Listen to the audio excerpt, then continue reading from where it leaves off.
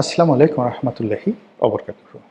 সম্মানিত দর্শক, ত্রয়োদশ জাতীয় সংসদ নির্বাচনের পর যে সংসদ অধিবেশন বসলো আজকের এই দিনে ১২ তারিখে আমি ভিডিওটি করছি। আজকের এই সংসদে স্পিকার নির্বাচিত হবেন, কিন্তু স্পিকার নির্বাচিত হওয়ার আগে সরকারি দল তারা তাদের সংসদ নেতা নির্বাচন করেছেন এবং সেখানে সংগতকারণী প্রধানমন্ত্রী তারেক রহমান সাহেব সরকারি দলের নেতা। আর বিরোধী দলের যে নেতা তিনি ডক্টর শফিকুর রহমান, জামাতের সভাপতি।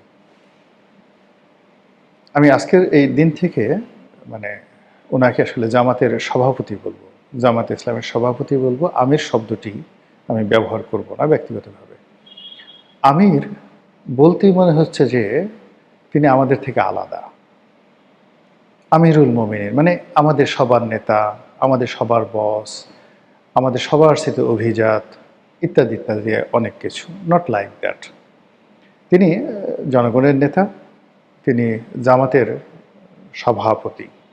এখানে আসলে আমির শব্দটি আমাদের বাঙালি ঘরানার সাথে যায় না, এটা জামাতের ব্যক্তিগত। তারা তাকে আমিরুল মোমিনিন, আমিরুল মুসলিমিন, আমিরে জামাত ইত্যাদি ইত্যাদি কথা বলতে পারে, কিন্তু আমরা আমজনতা যারা আছেন আমরা তাকে ডক্টর শফিকুর রহমান, জামাতের সভাপতি বা জামাতের যে সংগঠনের প্রধান সেটা বলতে পারে, চেয়ারম্যান বা চেয়ারপারসন, হোয়াটএভার মেবি। তো জামাতের সভাপতি সেখানে সংসদের বিরোধী দলীয় নেতা হবেন। আলোচনাটা দীর্ঘায়িত করব না, এটা নিয়ে আলোচনা করতে গেলে অনেক কিছু হবে। আমি শুধু বলবো যে ওনার আগে সংসদে বিরোধী দলীয় নেতা ছিলেন জি এম কাদের, জাতীয় পার্টির। তার আগে ছিলেন বেগম রওশন এরশাদ। তো বেগম রওশন এরশাদ এবং জি এম কাদের এই দুজনকে বলা হয় আওয়ামী লীগের গৃহপালিত বিরোধী দলীয় নেতা। এবং সেই যে রওশন এরশাদ এবং জি এম কাদের যদি ব্যক্তিগতভাবে ধরেন, এই দুজনের যে বংশমর্যাদা, তাদের ব্যক্তিগত জীবনের যে সফলতা, আসলে আমাদের এই বাংলাদেশের অ্যাভারেজে ডক্টর শফিক বা অন্যান্য যারা আছেন তাদের অনেকের চাইতে সহস্র সহস্র গুণ বেশি। যেমন ধরুন আমি রওশন এরশাদের কথাই বলি। রওশন এরশাদ প্রেসিডেন্টের স্ত্রী, সেনাপ্রধানের স্ত্রী, নিজে ৬ থেকে ৭ বার সংসদ সদস্য নির্বাচিত হয়েছেন, জীবনে কখনো পরাজিত হননি। এবং সারা বাংলাদেশ তাকে নিয়ে বিভিন্ন সময় যত রকম আজে বাজে কথাবার্তা আছে, তিনি সোনাচোরা কারবারি করেন, ওটা করেন, দুর্নীতিবাজ ইত্যাদি ইত্যাদি আরও অনেক কিছু। কিন্তু এখন পর্যন্ত সিঙ্গেল পুরো জাতি বলতে পারবেন না যে বেগম রওশন এরশাদ তার মুখ দিয়ে একটা বাজে শব্দ উচ্চারণ করেছেন, কোনোদিন মেজাজ হারিয়ে ফেলেছেন, অথবা কারোর সঙ্গে একটু কটু শব্দ ব্যবহার করেছেন। Number one. নাম্বার টু হলো উনি এখন একেবারে জীবন সায়াহ্নে বয়োবৃদ্ধ, তার বয়স হয়তো এখন প্রায় ৯০ বছর। উনি কারো টাকা মেরেছেন, কারো হক নষ্ট করেছেন, কারোর সঙ্গে বেইনসাফি করেছেন। আমরা যারা সমালোচনা করেছি তার বিভিন্ন সময়, আমরা এখন পর্যন্ত তার কোনো প্রমাণ পাইনি। তিনি অতি উচ্চ শিক্ষিতা, মার্জিতা। আগেই বললাম যে তিনি অতি উচ্চ বংশীয়, তার সঙ্গে সঙ্গে যৌবনে প্যারাগন বিউটিফুল ছিলেন। আপনি যদি তার ৩০-৩৫ বছরের ছবিগুলো দেখেন, ২০-২৫ বছরের ছবিগুলো দেখেন, বেগম রওশন এরশাদের মতো এরকম সুন্দরী মহিলা বাংলাদেশে দ্বিতীয়টি ছিল না, কেউ ছিল না। তার প্রত্যেকটা জিনিস, তার পায়ের নখ থেকে চুল পর্যন্ত, আল্লাহ মানে একটা রমণীকে যত সুন্দর করা সম্ভব বাংলাদেশের প্রেক্ষাপটে ঠিক ততটুকু সুন্দর তাকে করেছিলেন। তো সেই মানুষটি তিনি জীবন সায়াহ্নে এসে শেখ হাসিনার গৃহপালিত বিরোধী দলীয় নেতা হয়েছিলেন। তো এই যে বিরোধী দলীয় নেতা হয়েছেন, বিরোধী দলীয় নেতা হওয়ার পর তার শালীনতা ছিল, ভদ্রতা ছিল, সব কিছু ছিল। এবং দীর্ঘদিন ওই যে পার্লামেন্ট, সেই পার্লামেন্টে যখন তার স্বামী আসম আব্দুর রবকে গৃহপালিত নেতা বানিয়েছিল, ওর পর থেকে ওখানে যে আসর ঢুকছে, শয়তান ঢুকছে, সেই শয়তানের মধ্যে সেই শয়তানগুলো বারবার ওয়াসা ওয়াসা দিয়ে এক দলকে শক্তিশালী বানিয়ে ফেলে আর বিরোধী দলকে দুর্বল থেকে দুর্বলতর বানিয়ে ফেলে। তো সেই দিক থেকে এখন যিনি বর্তমান আছেন জামাতের সভাপতি শফিকুর রহমান, তিনি কি তারেক রহমান সাহেবের গৃহপালিত বিরোধী দলীয় নেতা হবেন, নাকি সত্যিকার অর্থে যেটি সারা দুনিয়াতে হয় এরকম একটি শক্তিশালী বিরোধী দলীয় নেতা তিনি হবেন, এটা দেখার বিষয়। তবে যেভাবে বিএনপি ব্রুট মেজরিটি পেয়েছে, যেভাবে বিএনপির সঙ্গে জামাতের গত 17 মাসে টাগ ওয়ার হয়েছে এবং যেভাবে অনেকগুলো অমীমাংসিত বিষয় রয়ে গেছে আর পর্দার আড়ালে যে সকল কথাবার্তা আমরা শুনতে পেরেছি, সেই অর্থে একটা সত্যিকার ইফেক্টিভ বিরোধী দলীয় নেতা যদি ডক্টর শফিকুর রহমান হতে পারেন, তাহলে বাংলাদেশে জামাত একটা নতুন ইতিহাস তৈরি করবে। আর যদি তিনি সেটা না পারেন, তাহলে আওয়ামী লীগের জমানাতে জামাত যেভাবে গুপ্ত সংগঠন হিসেবে পরিচিত ছিল, তারা রাতের আধারে আওয়ামী লীগ নেতাদের সঙ্গে দেখা করতেন, স্বরাষ্ট্রমন্ত্রী আসাদুজ্জামান খান কামালের সঙ্গে দেখা করতেন, অনেক জ্ঞানীগুণী বুদ্ধিজীবীদের সঙ্গে দেখা করতেন, এমনকি শেখ হাসিনার সঙ্গেও তাদের যোগাযোগ ছিল। আবার তারা বিএনপি থেকে শুরু করে সবার সাথে যোগাযোগ রক্ষা করতেন, আর প্রায় সমস্ত কর্মকাণ্ডই তারা তলে তলে করতেন, গুপ্তভাবে করতেন। এটা নিয়ে খুব হাসাহাসি হতো। তো সেই জায়গা থেকে তারা শেখ হাসিনার পতনের পরে যেভাবে বের হয়ে এসেছিলেন, এটা এখন রীতিমতো বিস্ময়কর। স্বরাষ্ট্রমন্ত্রী জনাব সালাউদ্দিন তিনি স্পষ্ট করে বলেছেন যে দলটির জনপ্রিয়তা মাত্র 5 থেকে 7%, এবং এটাই সত্য।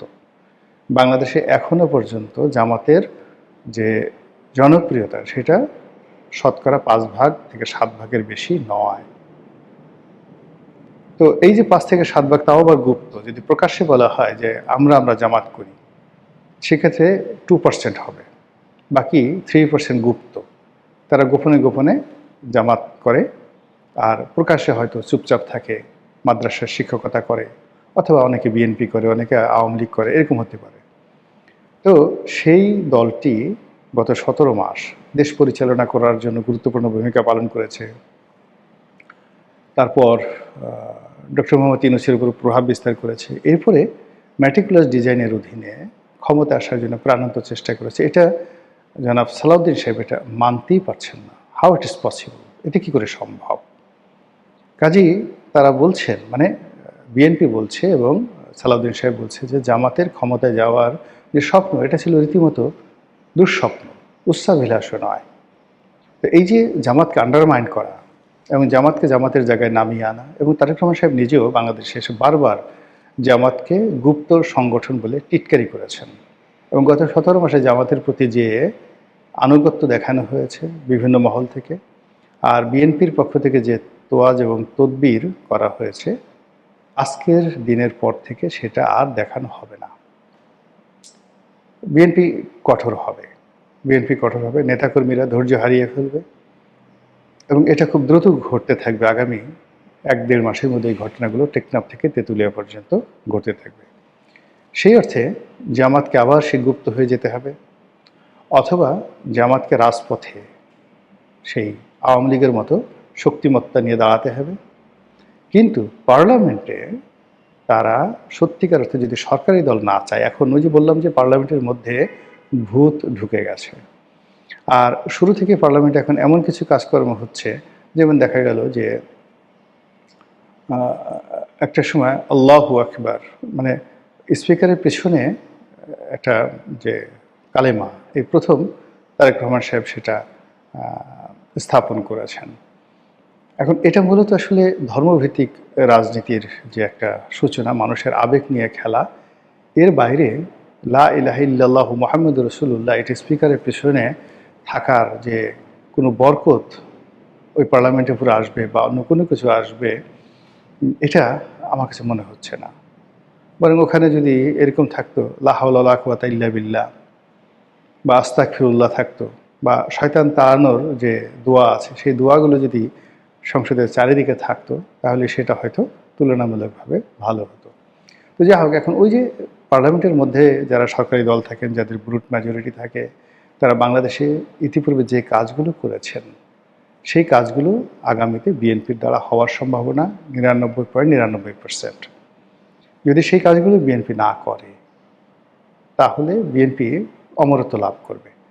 আবার এই যে বিএনপি যে সংসদের ভিতরে বাইরে জামাতকে যে চাপ দেবে, সেই চাপে ডক্টর শফিক যদি তিনি রওশন এরশাদ হয়ে যান, তিনি যদি আসম আব্দুর রব হয়ে যান, তিনি যদি জিএম কাদের হয়ে যান, অ্যাজ ইট ইজ, আমরা বাংলাদেশে কোনো পরিবর্তন পেলাম না, যেই লাউ সেই কদু।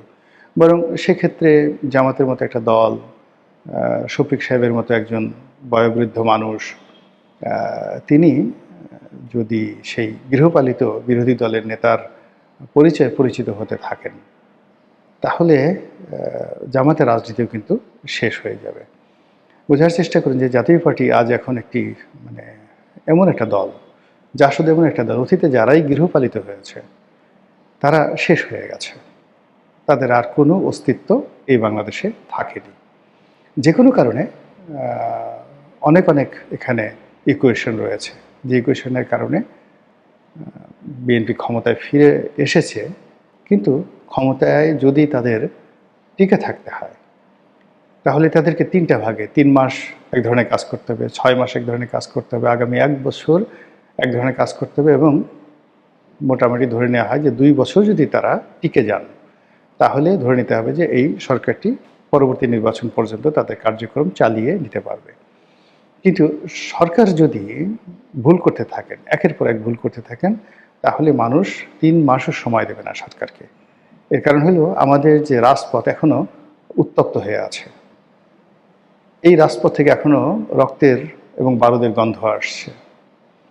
এই রাজপথে এখনও বিপ্লবীদের পদধ্বনি শোনা যাচ্ছে, এবং আমাদের এই দেশের যে সীমান্ত এখনও খোলা অবস্থায় আছে, পলাতকদের জন্য সেই সীমান্ত খুলে রেখেছে যারা পালাবে।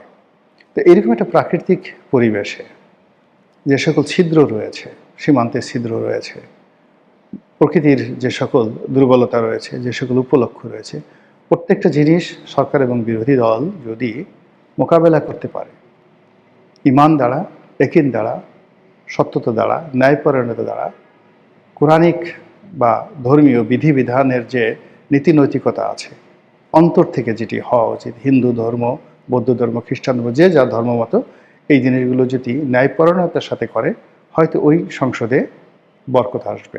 অন্যথায় আনাকুম জানাকুম, রওশন এরশাদ এবং ডক্টর শফিক কিংবা শেখ হাসিনা বা তারেক জিয়া, এই দুয়ের মধ্যে খুব বেশি পার্থক্য হবে বলে মনে হচ্ছে না, বরং অতীতের চেয়ে খারাপ হওয়ার সম্ভাবনা বেশি, যদি না প্রতিটি পক্ষ আল্লাহকে হাজির নাজির না মানেন, এবং যে কাজকর্ম তারা করবেন, চিন্তা ভাবনা করবেন, সব কাজকর্মের মধ্যে যদি তারা আল্লাহকে মানে স্বীকার না করেন, আল্লাহকে ভয় না করেন, তাহলে এখানে বরকত আসবে না।